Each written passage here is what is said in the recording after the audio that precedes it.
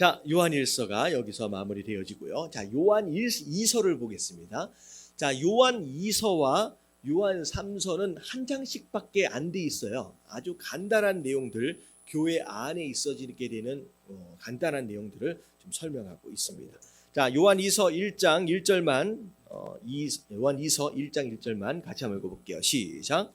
장로인 나는 택하심을 받은 부녀와 그의 자녀들에게 편지하노니 내가 참으로 사랑하는 자요 나뿐 아니라 진리를 아는 모든 자도 그리하는 것은. 자, 장로인 나는, 자, 여기 요한을 의미합니다. 택하심을 받은 부녀와 그의 자녀들에게 편지하노니, 자, 성도들을 의미하는 거예요.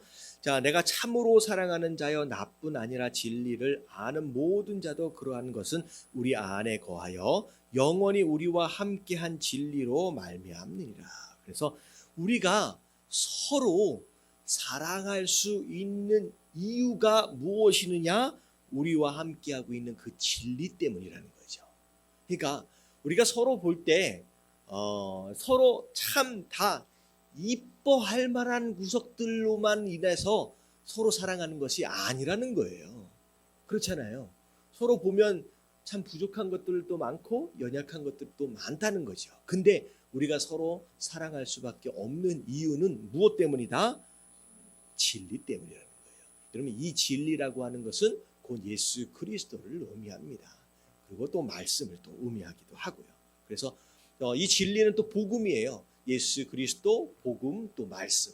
결국은 예수 그리스도가 우리를 위해서 우리를 너무 사랑하시기 때문에 그의 생명까지 내어주신 그 복음 때문에 우리가 서로 부족한 것이 많다라고 할지라도 서로 사랑할 수 있는 이유가 거기 있다라고 하는 것이죠. 그래서 우리가 서로 같이 있다라고 할 때 좀 밉상인 모습들이 있을 수 있잖아요. 아, 진짜 꼴보기 싫다. 이러는 그렇다라고 할지라도 그것 때문에 사랑하지 못할 것이 아니라는 거예요.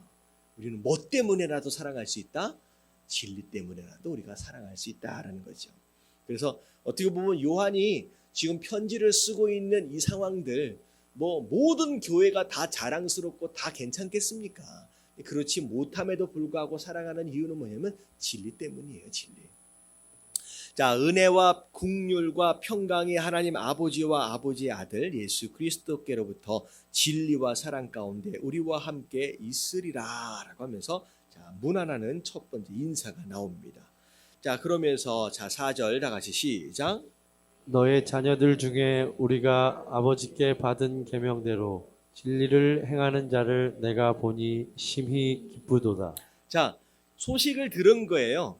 계명을 따라, 말씀하신 계명을 따라 그 진리를 행하고 있다. 그 어떻게 보면 말씀에 순종하는 것에 대한 내용입니다. 그래서 말씀을 잘 순종하고 있는 이야기, 그 소문을 들으니까 내 마음이 너무 기쁘다는 거죠. 그러면서 부녀여, 여러분들 이 요한 2서는 어떻게 보면 사랑하는 자여라고 불려지기도 하지만 요한 이제 1서도 마찬가지잖아요. 근데 요한 2서는 특별히 여자들에게 쓰여진 책처럼 편지처럼 느껴져요. 왜냐하면 시작할 때도 뭐라고 시작하고 있어요?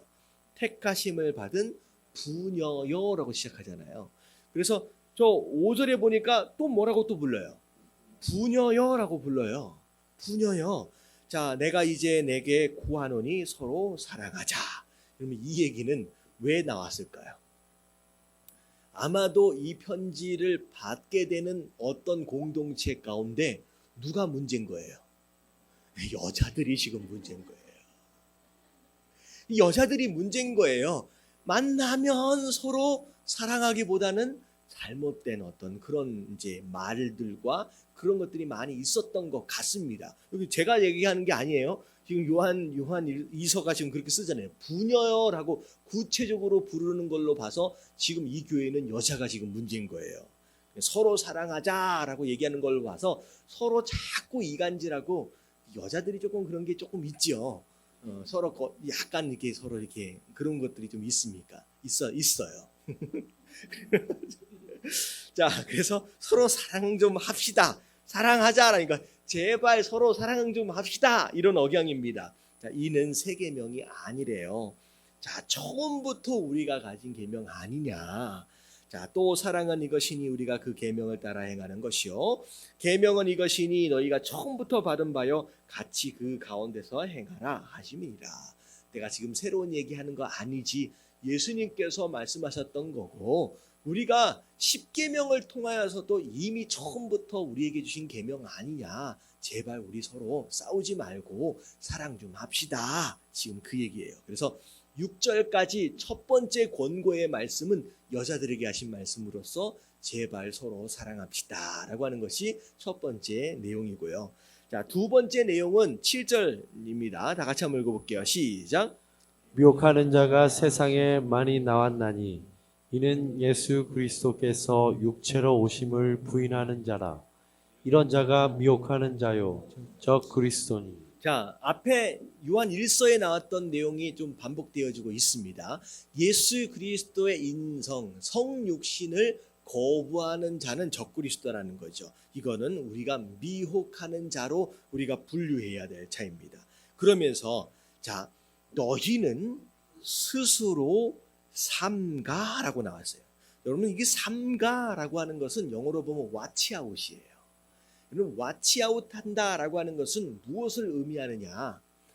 우리가 길을 걸어갈 때 걸어가는 자의 마음으로는 나는 걸어가다가 넘어지지 않을 것이다 라고 하는 믿음이 있는 거예요. 근데 어느 순간 구덩이가 나오고 어느 순간 돌뿌리가 나와져서 예상치 못한 가운데 넘어질 수 있다는 거죠. 그래서 그 자신만만하게 걸어가는 그 사람들에게 뭐라고 얘기하느냐? watch out 하라는 거죠.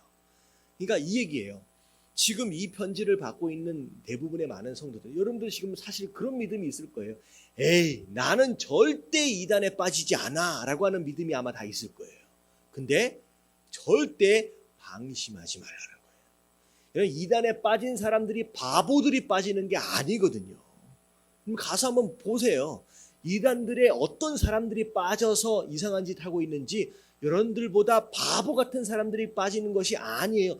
굉장히 평범한 사람들. 오히려 우리보다 더 공부를 많이 하고 더 똑똑한 사람인 것처럼 보이는 사람들이 그 안에 들어가 있어요. 그런 걸로 봐서 우리가 절대로 방심하지 말아요. 와치아웃하라는 거. 조심하라. 언제든지 누구든 넘어질 수 있다라고 하는 거죠. 제가 말씀드렸잖아요. 뭐 목사든 장로든 집사든 누구든 넘어질 수 있어요. 내가 10년을 믿었어도 내가 30년을 믿었어도 누구든 넘어질 수 있기 때문에 절대 방심하지 말라라는 얘기입니다. 그러면서 스스로 삼가하라. 그리고 나서 우리가 일한 것을 잃지 말래요. 그러면 이게 무슨 얘기냐? 한순간이라는 거예요. 여러분 열심히 헌신했어요. 열심히 봉사했어요. 나름대로 예배도 드리고 뭐도 하고 근데 스스로 삼가하다라는 것 조심하지 않고 한 번 넘어져 버리는 것으로 미혹당하는 것으로 말미암아 지금까지 쌓아놨던 공동탑이 어떻게 된다는 거예요? 한순간에 잃어버린다는 거예요. 한순간이라는 거예요. 여러분 이렇게 되어진 사람들을 우리가 주변에서 자주 보게 됩니다. 미혹하는 것 때문에 이단에 빠지는 거예요. 오직 온전한 상을 받아라 하는 거죠. 끝까지 미혹되어지지 않고 우리가 받아야 할 상을 마땅히 받아야 된다는 거예요. 방심하지 말래요. 자, 그러면서 9절 말씀을 잘 읽어볼게요. 시작. 지나쳐 그리스도의 교훈 안에 거하지 아니하는 자는 다 하나님을 모시지 못하되 교훈 안에 거하는 그 사람은 아버지와 아들을 모시느니라. 자, 앞에 지나쳐 그리스도의 교훈 안에 거하지 아니하는 자는 다 하나님을 모시지 못하되. 자, 이것은 하나님을 예배하는 자가 아니고 하나님께 속한 자가 아니라는 거죠. 근데 그것에 대한 설명이 무엇이냐? 여기서 주목해야 할 단어가 뭐냐? 지나쳐라고 하는 단어예요. 그럼 이 지나쳐가 무슨 뜻이에요?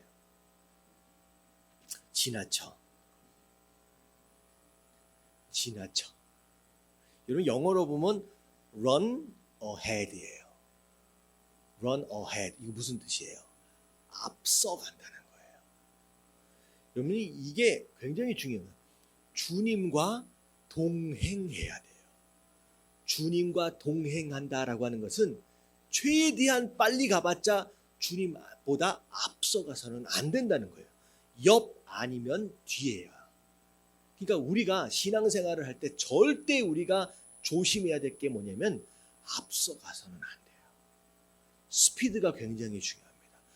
그러니까 주님보다 앞서가는 것으로 말미암아 혼난 사람이 한 사람 있잖아요. 누구예요? 베드로. 네, 베드로가 그랬잖아요. 내가 죽을 것이다. 내가 그 십자가를 져야 될 것이다. 라고 얘기했더니 그러하시면 안 됩니다. 이게 무슨 행동이냐? 예수님보다 앞서간 거예요. 그러니까 복음보다 앞서가면 안 돼요. 복음보다 앞서가면 그것 자체가 곧 미혹하는 자가 적그리스도가 된다는 거죠. 그래서 우리가 항상 복음이 증거되어지고 말씀이 어디까지 인도해 가고 계시냐라고 하는 것에 민감할 필요가 있다는 거죠. 말씀이 지금 A까지, 그러니까 뭐 10가지만 인도해 가신다라고 한다면 11를 가면 안 되는 거예요.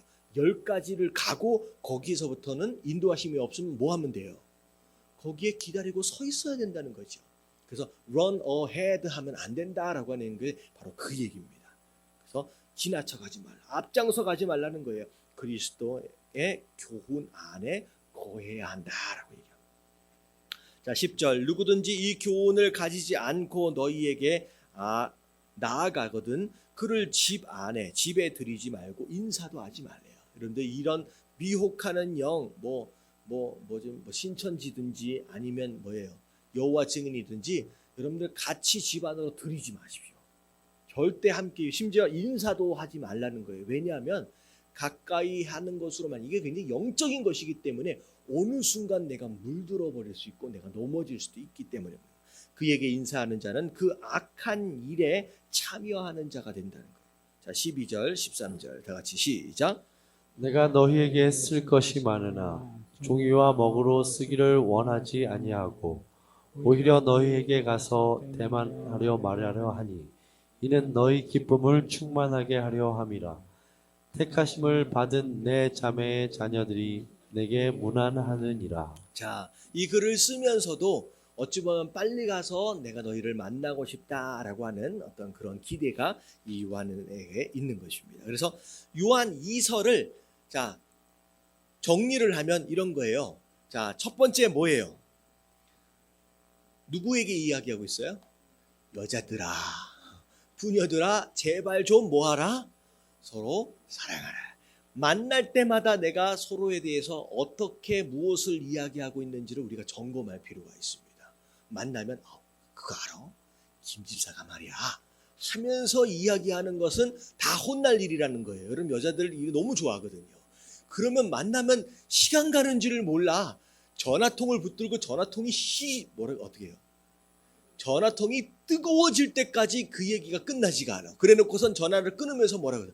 나머지 얘기는 만나서 이야기하지. 그렇게 서로 막 얘기해 놓고선 여러분 그런 걸 우리가 조심해야 돼요. 여자분들 조심하시게 되길 주님의 이름으로 축원합니다. 제가 남자기 때문에 제가 성차별하는 게 아니에요. 요한이 그렇게 얘기했어요. 그리고 두 번째는 뭐 하는 거예요? 주변에 미혹하는 자들이 많다는 거예요. 절대 나는 안 넘어져 라고 방심하지 말고 긴장하라는 거예요. 그리고 오히려 그 사람들하고 상종하지 말라는 거예요. 어느 순간 자빠질 수 있다라고 하는 거예요. 이게 바로 요한 2서의 핵심 주제입니다.